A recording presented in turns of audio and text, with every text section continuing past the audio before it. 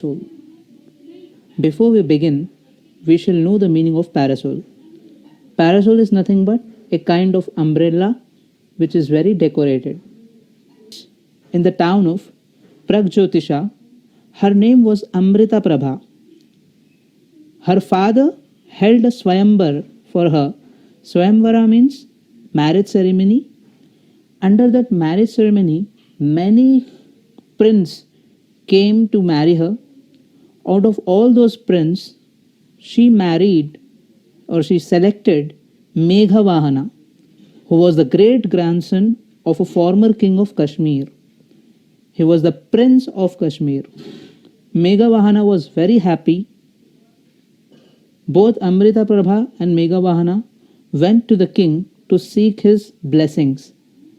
As the king stepped down from his throne, the priest cried out in surprise, "Your Honor, the parasol of Varuna has cast its shadow over the prince.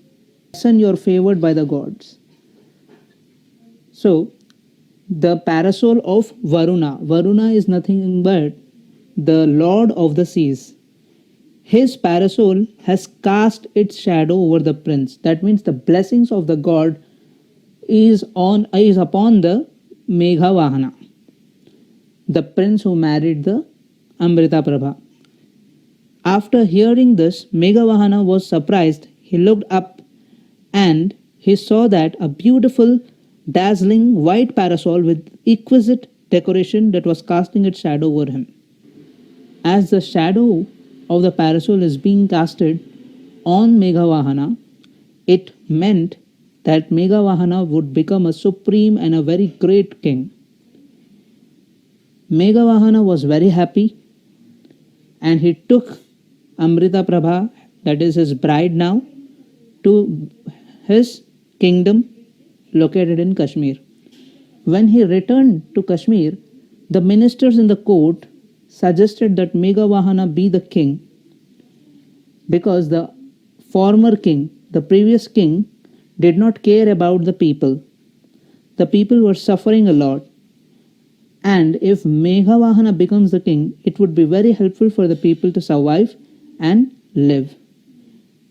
After hearing to the request of ministers, the Meghavahana became the king of Kashmir.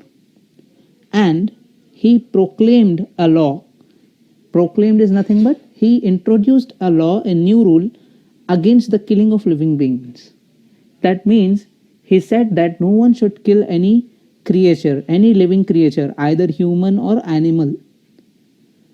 And it became his ambition to conquer other kingdoms to impose this law on them as well. He also thought that the same law should be applied or imposed on other kingdoms also. After a few days, along with his soldier, he went on a journey. They all came near the sea and were tired.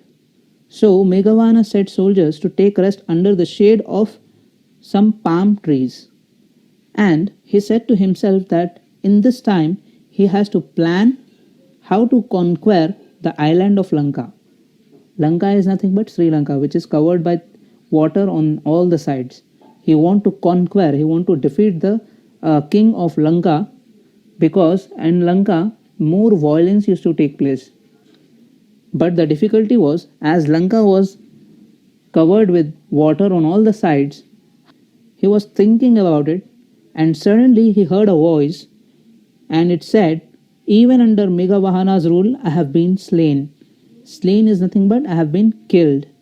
When Meghavahana heard this voice, he rushed towards the place from where the voice came. As soon as he reached there, he saw a temple before him. There was some kind of human sacrifice in progress. A man was lying on the ground and his arms were raised for mercy, and a dangerous looking barbarian. Barbarian is nothing but a beast like early man who is not. Meghavahana said, "Stop, you wretch! You dare threaten another's life in my realm." He meant that, "How dare you kill a man in my rule?" The barbarian stopped and said that he was killing the man, he was giving the sacrifice because his son was ill. His son was not feeling well due to some disease. And if he kills the man, the goddess Durga would be happy and will bless the son, and his son will stay alive. If it's the matter of the life of your son, then sacrifice me, but not this man. After hearing this, the barbarian said, "But you are the king. I cannot sacrifice you." Then, after listening to the barbarian, Meghalaya said, "If I can use my body to stop a killing, why should I not? Do not speak another word, kill me." Meghalaya said that if I sacrifice myself and I can save the life of this man, then why should I not do this? It doesn't matter I'm a king or not, but you have to kill me. Take a sword.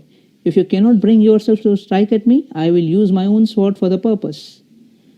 After hearing to the king, so Meghalaya himself said that he would draw his sword out and would kill himself if the barbarian did not kill him. That is, he was about to kill himself.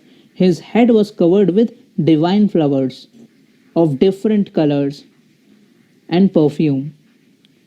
And someone held back his arm. Someone stopped him from killing himself, from sacrificing himself. When he looked there was a person of heavenly appearance. Heavenly appearance is nothing but not a normal person, from the heaven. Then Meghavahana has realized that the barbarian, the man, and the boy had vanished. All three of them were vanished. Vanished is nothing but they disappeared.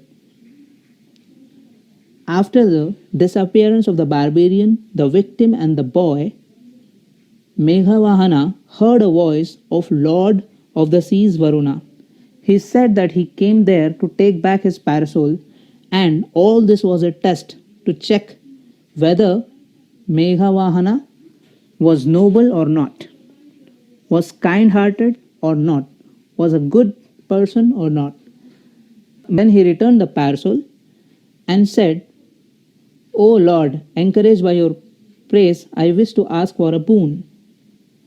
That means Meghavahana was in need of help.